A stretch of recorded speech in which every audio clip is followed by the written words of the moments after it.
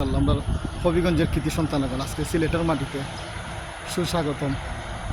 এই হলো আমাদের পিছনে সিলেটের যেটা আলোচিত বাড়ি হাজি কেসেল নামে পরিচিত, সেই বাড়িটি মূলতই তারা দেখতেছেন। কেমন লাগছে ভাই? আলহামদুলিল্লাহ, খুব সুন্দর লাগছে।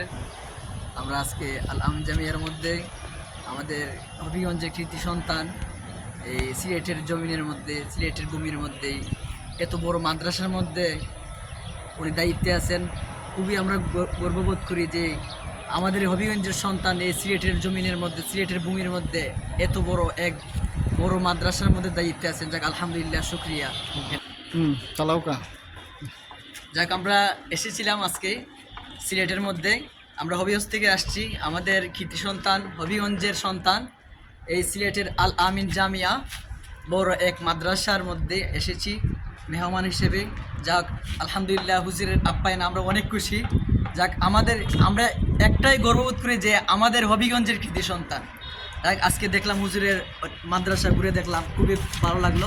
যাক আমাদের সাথে অনেক হুজুররা আছেন, আমরা সবাই এসেছি। যাক আলহামদুলিল্লাহ, নাম হইল কা পাশে খুব ভালো লাগলো। আপনার নামটা হইল কা? আপনার মোহাম্মদ আফজল হোসেন।